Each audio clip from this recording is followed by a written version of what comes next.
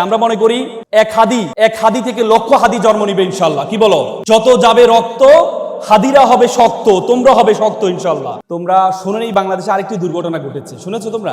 শোনো নাই মনে হয়। তোমাদের জুলাই অভ্যুত্থানের একজন সংগঠক, আমার ঢাকা বিশ্ববিদ্যালয়ের এক ছোট ভাই হাদি, ওসমান হাদি, তাকে গুলি করা হয়েছে। দেখেছো তোমরা? শুনেছো?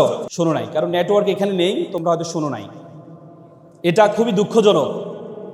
আমরা বাংলাদেশে তোমরা যারা জেনজিরা 2000 জেনজি জীবন দিয়েছে আমার দেশকে সুন্দর করার জন্য।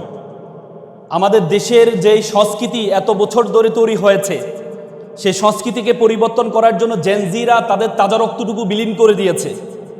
একসময় তোমাদেরকে আমরা ফার্মের মুরগি বলতাম যে তারা পাবজি খেলে, তারা বিভিন্ন গেম খেলে, তাদের দিয়ে কিছুই হবে না। সে জেনজিরা আমাদের 17-18 বছরের যে জঞ্জাল, সে জঞ্জাল থেকে মুক্ত করে যে জেনজিরা স্লোগান দিয়েছে, বুকের মধ্যে অনেক ঝড়, বুক পেতেছি গুলি কর, সেই জেনজিদের কারণেই আমরা এই সুন্দর দেশ পেয়েছি। কিন্তু আমরা এখন দেখতে পেয়েছি, গতকাল তফসিল ঘোষণা হয়েছে যে নতুন ভবিষ্যৎ, তোমাদের সামনে যে ভবিষ্যৎ, যে বাংলাদেশের স্বপ্ন তোমরা দেখেছো, সেই স্বপ্নে বড় ধরনের আঘাত হয়েছে। আমরা মনে করি এক হাদি থেকে লক্ষ হাদি জন্ম নিবে ইনশাল্লাহ। কি বলো? যত যাবে রক্ত হাদিরা হবে শক্ত, তোমরা হবে শক্ত ইনশাল্লাহ। আমরা খুবই দুঃখজনক, আমাদের রাজনীতি একসময়, আসলে রাজনীতি আমি সবসময় বলি, রাজনীতি আমাদের জেনজিদের জন্য না, জেনজিদের জন্য না। একসময় রাজনীতি করতে হচ্ছে যারা অভিজাত বংশের, তারা রাজনীতি করত। আর এখন আমরা দেখতে পাই যাদের কোনো পেশা নেই, যাদের কোনো কাজ কাম নেই, যারা সন্ত্রাসী, যাদের কোনো টাকা পয়সা নেই, যাদের কোনো পড়াশোনা নেই, তারা রাজনীতিতে আসে। কিন্তু তোমরা যারা জেনজিরা, তোমরা সামনে আসছো রাজনীতিকে পরিবর্তন করার জন্য। আমি ওদিন একটা হাদিস পড়ে খুব অবাক হলাম। আল্লাহ রাসূলের ওফাতের সময়, আল্লাহ রাসূল যখন মারা যাবে, শেষ সময় একজন, আল্লাহ রাসূল মসজিদে বসে আছেন, তখন একজন সাদা কাপড় পরা একজন ব্যক্তি আসলেন। ব্যক্তি এসে আল্লাহ রাসূলের হাঁটুর সাথে হাঁটু বসলেন। বসে আল্লাহ রাসূলকে জিজ্ঞেস করলেন, আচ্ছা কিয়ামত কখন হবে? আল্লাহ রাসূল বলছে, আমি জানি না। তখন যিনি বসে আছেন তিনি বলল, আমিও, যে যিনি প্রশ্ন করেছেন তিনিও জানে না। তারপরে প্রশ্ন করেছে যে কিয়ামতের কোনো আলামত আছে? তখন উনি বলল, কিয়ামতের 2টা আলামত আছে। অনেকগুলো আলামতের মধ্যে 2টা বিশেষ আলামত আছে। তার মধ্যে একটি আলামত হচ্ছে দাসীর পেটে মনিব জন্মগ্রহণ করবে। দ্বিতীয় আলামত হচ্ছে যাদের কখনো জুতা ছিল না, পোশাক ছিল না, তারা অট্টালিকার মালিক হবে। তোমরা কি মনে করো সমাজে কি আমরা এখন দেখতে পাচ্ছি না? দাসীর পেটে মনিব বলতে মুফাসসিরগণ ব্যাখ্যা করেছেন, তারা ব্যাখ্যা করেছেন যে দাসীর পেটে তার মানে হচ্ছে যারা এখন সন্তানদেরকে জন্ম দিচ্ছে, বিসিএস ক্যাডার বানাচ্ছে, বড় আইনজীবী বানাচ্ছে, বড় ডাক্তার বানাচ্ছে, পরবর্তীতে দেখা যায় সেই মাকে তারা বৃদ্ধাশ্রমে রেখে আসে। তার মানে যে মনিবকে বানিয়েছে, সেই মনিব তার মাকে দাসীর মতো অ্যাড্রেস করে, ঠিক না? তার মানে কিয়ামতের সে আলামত শুরু হয়েছে। দ্বিতীয় যে আলামত, সেটি হচ্ছে যাদের জুতা ছিল না। তোমরা দেখো তোমাদের আশেপাশে যারা রাজনীতি করে, বড় বড় এমপি হয়েছে, মন্ত্রী হয়েছে, তাদের ব্যাকগ্রাউন্ডের দিকে একটু তাকাও, তাদের ফ্যামিলি একটু খোঁজখবর নিয়ে দেখো। তারা কখনো ড্রাইভার ছিল, নেতার কখনো ড্রাইভার ছিল, নেতার কখনো চামচা ছিল, যাদের কোনো পড়াশোনা নাই, চাঁদাবাজ ছিল, তারা পরবর্তীতে এমপি হয়েছে, কোটি কোটি টাকার মালিক হয়েছে। হয়েছে না? হয়েছে না? তুমি আশেপাশে তাকাও। আমাদের মনে আছে ফেনীতে, তোমরা এখানে ফেনীর কেউ আছো? ফেনীর নিজাম হাজারি ছিলেন, তার ড্রাইভার ছিলেন হচ্ছে জয়নাল হাজারি ছিলেন, তার ড্রাইভার ছিল নিজাম হাজারি। পরবর্তীতে সে ড্রাইভার থেকে সে এমপি হয়েছে এবং হাজার হাজার কোটি টাকার মালিক হয়েছে। তো সুতরাং এই যে রাজনীতি, এই রাজনীতি আমরা চাই না। আমরা চাই আমাদের দেশটা সুন্দর হোক।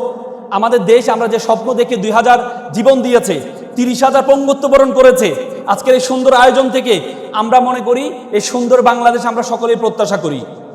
তো সুতরাং আজকে আমি তোমাদেরকে এই সুন্দর যে আয়োজন তারা করেছে, ওয়ান ওয়াই স্কুল, চমৎকার আয়োজন করেছে। আমি তোমাদেরকে 3টি টি এবং 3টি এল আমি বলে কথা শেষ করব। 3টি টি ফর থিঙ্কিং। প্রথম হচ্ছে thinking, T for ট্রাইম and T for target. তোমাদের 3টে জিনিস মেক শিওর করতে হবে। একটা হচ্ছে থিঙ্কিং, ট্রাইম অ্যান্ড টার্গেট। থিঙ্কিংটা কেমন দেখো, আমরা প্রত্যেকে চিন্তা করি। চিন্তাবিদ ব্ল্যাক একটা চমৎকার কথা বলেছেন যে আমরা প্রতিদিন 60 থেকে 70 হাজার বার চিন্তা করি। 60 থেকে 70 হাজার বার আমরা চিন্তা করি। সে 60 থেকে 70 হাজার চিন্তার মধ্যে 95% চিন্তা হচ্ছে নেগেটিভ। তার মানে যখন আমাদের চিন্তাগুলো নেগেটিভ হয়, তখন আমরা পজিটিভ কোনো কিছু আমাদের থেকে প্রত্যাশা করা যায় না। আজকে দেখো, তোমরা জানো আলবার্ট আইনস্টাইনের ব্রেনকে চুরি করা হয়েছে। ডক্টর টমাস হার্ভে, তিনি একজন আমেরিকার একজন চিকিৎসক ছিলেন। আলবার্ট আইনস্টাইন যখন মারা যায় তখন তার মগজ, তার ব্রেনকে চুরি করেছে। চুরি করে সে তার বাড়িতে নিয়ে যায়, নিয়ে গিয়ে দেখে যে আলবার্ট আইনস্টাইনের এত মেধা, সে এত মেধা, তার ব্রেইনের কোনো পার্থক্য আছে কিনা। পরে তিনি দেখলেন তার ব্রেইনের কোনো পার্থক্য নেই। আমাদের যে ব্রেইন, আমাদের যে মগজ, তারও সেম, কোনো পার্থক্য নেই। তখন তিনি বললেন তাহলে আমাদের যেহেতু কোনো পার্থক্য নেই, তার মানে তাহলে মূল পার্থক্য হচ্ছে আমাদের থিঙ্কিংয়ে, চিন্তায়। চিন্তাই হচ্ছে আমাদের মূল পার্থক্য। তুমি যদি ছোট চিন্তা করো, তুমি যদি ছোট চিন্তা করো তাহলে তুমি ছোট হবা, আর তুমি যদি বড় চিন্তা করো তাহলে তুমি বড় হবা। একটা সাইকেলিং সংস্থা, যুক্তরাষ্ট্রের একটা সাইকেলিং সংস্থা, তারা একটা জরিপ করেছে। তারা জরিপ করে তারা বলেছে একটা মানুষ তার কর্মস্থল, তার শিক্ষা প্রতিষ্ঠান এবং তার বাসা, এর 15 কিলোমিটারের মধ্যে যা কিছু ঘটে সে সেরকম করে চিন্তা করে। যে 15 কিলোমিটারের মধ্যে যতটুকু ঘটে সে মনে করে মানুষ এভাবে খায়, মানুষ এভাবে চিন্তা করে, মানুষ এভাবে ঘুমায়, সবকিছু এতটুকুর মধ্যে। কিন্তু না, এই 15 কিলোমিটারের মধ্যে আমাদের গন্ডি হচ্ছে 15 কিলোমিটার পর্যন্ত, কিন্তু তোমার গন্ডি 15 কিলোমিটার পর্যন্ত না। You are global citizen. পৃথিবীতে একটা বিশ্বগ্রামে পরিণত হয়েছে। You have to think beyond Bangladeshi border. তোমাকে বাংলাদেশের বর্ডারের বাইরে চিন্তা করতে হবে, তোমাকে চিন্তা করতে হবে বড়।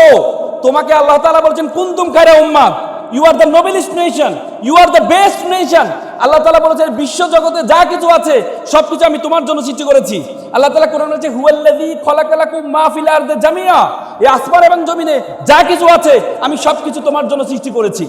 তো সুতরাং তুমি তোমাকে কেন ছোট মনে করো? এজন্য তুমি তোমাকে বড় মনে করতে হবে। তোমরা এপিজে আব্দুল কালামের নাম শুনেছো। তিনি সকালে ঘুম থেকে উঠে তিনি সবসময় বলতে আই এম দ্য বেস্ট, আমি সেরা, আমি সেরা, আই এম দ্য উইনার, আমি বিজেতা। টুডে ইজ মাই ডে, আজকে আমার দিন, আই ক্যান ডু ইট, আমি করতে পারবো। গড ইজ উইথ মি, সৃষ্টিকর্তা আমার সাথে আছেন, সৃষ্টিকর্তা আমার সাথে আছেন। আমেরিকান একজন প্রফেসর তিনি বলেছেন ইউ বিকাম ইউর কনভারসেশন। তুমি যেটি তুমি বলো। তুমি যদি তোমার ব্রেন হচ্ছে তোমার সবচেয়ে বাধ্যগত সার্ভেন্ট, তুমি যদি তোমার ব্রেনকে বলো তুমি ছোট, তাহলে তোমার ব্রেন বলবে ইয়েস স্যার আপনি ছোট। তুমি যদি তোমাকে বলো আমি বড়, তোমার ব্রেন বলবে ইয়েস স্যার আপনি বড়। তুমি যদি তোমাকে বলো আমি একা, তোমার ব্রেন বলবে ইয়েস স্যার আপনি একা। তুমি যদি তোমার ব্রেনকে বলো আমি যদি একা, এ জীবন রেখে লাভ নাই, তোমার ব্রেন বলে ইয়েস স্যার আপনি একা, জীবন রেখে লাভ নাই, keep it up, keep going on. আত্মহত্যা করেন। এই জন্য আমরা আত্মহত্যা করি। এই জন্য তোমরা এখানে যারা আছো তোমাদেরকে মনে করতে হবে তুমি সেরা। আই এম দ্য বেস্ট, বলতে পারবা আই এম দ্য বেস্ট? আমার সাথে বলো I am the best. Loudly বলো আমি সেরা। লাউডলি চিৎকার দিয়ে, তোমরা জেনজি চিৎকার দিয়ে বলো আই এম দ্য বেস্ট, আমি সেরা। টুডে ইজ মাই ডে, আজকে আমার দিন। তুমি তো সেরা। ওয়ান ওয়াই স্কুল সেরা না? সেরা না? তোমাদের জন্য চমৎকার আয়োজন করেছে। তুমি যদি বলো আমি বলো ওয়ান ওয়াই স্কুল, তোমরা বলো তুমিও সেরা। পারবা তো ইনশাল্লাহ? বলো ওয়ান ওয়াই স্কুল, লাউডলি বলো তুমিও সেরা। আজকে তোমরা এখান থেকে, আজকে থেকে মনে করবা তুমি সেরা। তুমি কখনো তোমাকে ছোট ভাববা না। তোমার চিন্তার জগৎ যত বড়, চিন্তার, দেখো বাংলাদেশের 5% জনগণের কাছে 95% সম্পদ আছে বাংলাদেশের, এবং 95% জনগণের কাছে মাত্র 5% সম্পদ আছে। ওয়ারেন বাফেট বলেছেন, বিল গেটস বলেছেন যদি পৃথিবীর যত সম্পদ আছে সকল সম্পদ যদি সকলের কাছে সমভাবে বন্টন করে দেওয়া হয় সকলের কাছে, তাহলে মাত্র 2 মাসের ব্যবধানে বিলিয়নিয়ার যারা ছিল তাদের কাছে সকল সম্পদ আবার ফেরত যাবে। তার মানে তোমাকে আমাকে যদি সম্পদ দেওয়া হয় আমরা কি চিন্তা করব? আমরা চিন্তা করব না আমি তো বিদেশ ঘুরবো, আমি একটা আইফোন কিনবো, আমি একটু কি বলে একটা গাড়ি কিনবো। তুমি যার থেকে বিদেশ ভ্রমণ করার জন্য যে বিমানটা টিকিট কাটবা, এই বিমান বিলিয়নিয়ারদের। তুমি আইফোন কিনবা, এটা তাদের। তুমি যে গাড়ি কিনবা, এটা তাদের। তার মানে 2 মাসের মধ্যে সকল সম্পদ আবার বিলিয়নিয়ারদের কাছে চলে যাবে। তার মানে বিলিয়নিয়ার এবং তোমার মধ্যে পার্থক্য শুধু চিন্তা। মানুষের ব্রেনে কোনো পার্থক্য নেই। তুমি জীবনের শুরুতেই বিজেতা ছিলে, তুমি জীবনের শুরুতেই বিজেতা ছিলে। তোমার আর তাদের মধ্যে, আমার আর তাদের মধ্যে পার্থক্য হচ্ছে চিন্তার পার্থক্য। ব্রিটিশরা আমাদের মাথায় ঢুকিয়ে দিয়েছে, ব্রিটিশরা আমাদের মাথায় আমাদেরকে শাসন করেছে। তারা আমাদেরকে মাথায় ঢুকিয়ে দিয়েছে যে ছেঁড়া কাতায় শুয়ে লাখ টাকা স্বপ্ন কেন দেখো। তারা আমাদেরকে অ্যাপ্লিকেশন শিক্ষা, কেরানি পদে চাকরির জন্য আবেদন, কখনো দেখেছো সিইও পদে চাকরির জন্য আবেদন শিখাইতে? তোমাকে এমডি পদে চাকরির জন্য আবেদন শিখাইতে? তারা তোমাদেরকে বলছে তোমরা আজীবন দাসে থাকো, তোমরা চিন্তা করবা ছোট, এই চিন্তা ছোট করলে হবে না, তোমাকে চিন্তা করতে হবে বড়। পারবো তো ইনশাল্লাহ? আবার বলো আই এম দ্য বেস্ট, আমি সেরা। দ্বিতীয় টি এর কথা বলেছি, সেটি হচ্ছে time is a very important. সময়, আমরা সময়ের গুরুত্ব দিই না, আমরা সময়ের গুরুত্ব দিই না। তোমাকে আমাকে যদি বলা হয় আচ্ছা আপনাকে প্রতিদিন ৮৬,৪০০ টাকা দেওয়া হবে, এর টাকার মেয়াদ হচ্ছে একদিন, পরের দিন এই টাকা আবার 0 টাকা হয়ে যাবে, এবং প্রতিদিন আপনি ৮৬,৪০০ টাকা পাবেন, হুট করে এই টাকাটা বন্ধ হয়ে যাবে, তাহলে আমরা কি করব? এই ৮৬,৪০০ টাকাকে খুব ইউটিলাইজ করব, যে আমি যেহেতু হুট করে বন্ধ হয়ে যাবে, তাহলে আমাকে এই টাকাটাকে কাজে লাগাইতে হবে, চিন্তার প্রসারতা বাড়াইতে হবে, আমরা এটা করব। তেমনি আল্লাহ তাআলা প্রতিদিন তোমাকে ৮৬,৪০০ সেকেন্ড দিয়ে থাকেন, ৮৬,৪০০ সেকেন্ড দিয়ে থাকেন। এই ৮৬,৪০০ সেকেন্ডের কতটুকু আমরা ইউটিলাইজ করছি? সময় ইজ ভেরি ইম্পর্টেন্ট, সময় ইজ ভেরি ইম্পর্টেন্ট। আল্লাহ তাআলা যত কসম গিয়েছেন, আল্লাহ তাআলা যখন কোনো কিছুকে গুরুত্ব আরোপ করেন তখন তার নামে কসম খায়। আমরা দেখো, আমরা মায়ের নামে কসম খাই না, তাহলে মা আমাদের কাছে গুরুত্বপূর্ণ। আমরা মাথা ছুঁয়ে কসম খাই না, তাহলে মাথা আমাদের কাছে গুরুত্বপূর্ণ। সন্তান ছুঁয়ে কসম খাই না, যে আমার সন্তানের কসম, তার মানে কি সন্তান আমার কাছে গুরুত্বপূর্ণ। আল্লাহ তাআলা তেমনি বলছে ওয়াল আস, সময়ের কসম। আল্লাহ বলছে ওয়াল আস, সময়ের কসম। তোমাকে সময়ের কসম বলে আল্লাহ তাআলা সময়ের গুরুত্ব বাড়িয়ে দিয়েছেন, সময়ের গুরুত্ব বাড়িয়ে দিয়েছেন। জ্যামাইকার একটা ছেলে ওসাইন বোল্ট, নাম শুনেছো? ওসাইন বোল্ট, জ্যামাইকার প্রেসিডেন্টের নাম কে বলতে পারবা? প্রধানমন্ত্রীর নাম? না, আমিও জানি না। তোমরা কি? আমিও জানি না। তার মানে কিন্তু যদি বলা হয় ওসাইন বোল্ট, আমরা সাথে সাথে বলি জ্যামাইকা, আর যদি বলে জ্যামাইকা আমরা বলি ওসাইন বোল্ট। তার মানে একটা ছেলে পুরো একটা দেশকে প্রতিনিধিত্ব করছে। কিসের কারণে জানো? সে শুধু 10 সেকেন্ড থেকে অল্প কিছু সময় কম দিয়ে 9.58 মিলি সেকেন্ডে 100 মিটার দৌড় দিয়েছে। কত মিটার? 100 মিটার দৌড় দিয়েছে। কত 10 সেকেন্ড থেকে কম। তাকে বলা হয়েছে সে যখন প্রথম, সেই মাত্র 9 সেকেন্ডে দৌড়ানোর জন্য লক্ষ লক্ষ সেকেন্ড ব্যয় করেছে। সে যখন প্রথম প্রতিযোগিতা অংশগ্রহণ করবে, তখন তার গার্লফ্রেন্ড, তার খুব পছন্দের একজন গার্লফ্রেন্ড ছিলেন, তাকে ডেকে এনে বলল যে তোমার সাথে আমি ব্রেকআপ করতে চাই। বলতে কেন ব্রেকআপ? বলছে না, তোমার কারণে আমি আমার কাজে মনোযোগ দিতে পারছি না। সে ব্রেকআপ করে দেয়। আজকে আমরা গার্লফ্রেন্ডও চাই, আবার সফলতাও চাই, চাই কিনা? গার্লফ্রেন্ড এবং সফলতা দুটো একসাথে তুমি পাবা না, দুটো একসাথে। হার্ভার্ড ইউনিভার্সিটি গবেষণা হয়েছে, হার্ভার্ড ইউনিভার্সিটিকে বলা হয় প্রেসিডেন্ট ইউনিভার্সিটি। হার্ভার্ড ইউনিভার্সিটি গবেষণা করে, তারা গত 30 বছর তারা গবেষণা করেছে। 30 বছর তারা দেখেছে তাদের স্টুডেন্টরা যারা সফল হয়েছে তাদেরকে তারা দেখেছে। 30 বছরে তারা দেখেছে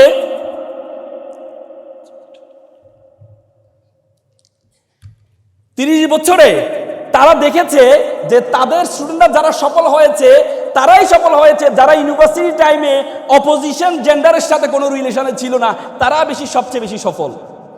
তো সুতরাং তুমি দেখো, আমরা মদ খাইলে আমাদের ব্রেইনে ডোপামিনের পরিমাণ হয় 200। আমাদের মদ খাইলে বউকে মা ডাকে, মাকে বউ ডাকে, কি মদ খাইলে। আর বলা হয় কেউ যদি প্রেমে পড়ে তার ব্রেইনে ডোপামিনের পরিমাণ হয় 250।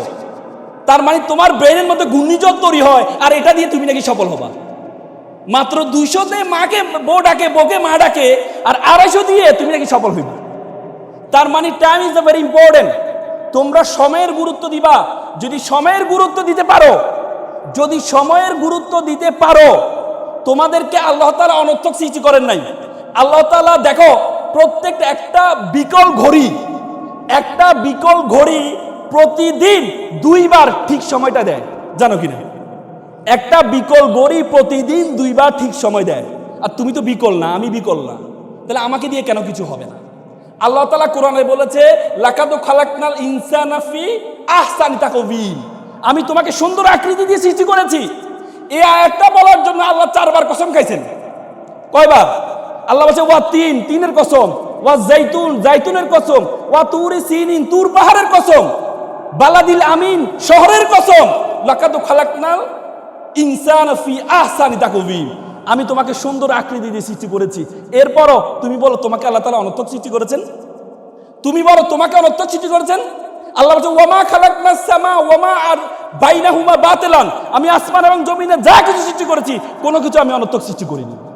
তো সুতরাং তোমাদের টাইম নিয়ে গুরুত্ব দিতে হবে। তৃতীয় সর্বশেষ টি বা টার্গেট, বড় স্বপ্ন দেখবা, বড় স্বপ্ন দেখবা। বলে যে মানুষ তার স্বপ্নের মতো বড়, মানুষের স্বপ্নের আয়তন যত বড়, মানুষ তার স্বপ্নের মতো বড়। তোমরা এখানে যারা আছো, বড় টার্গেট নিবা। এখন থেকে বড় ব্যবসায়ী হতে চাও, বড় টার্গেট নিবা।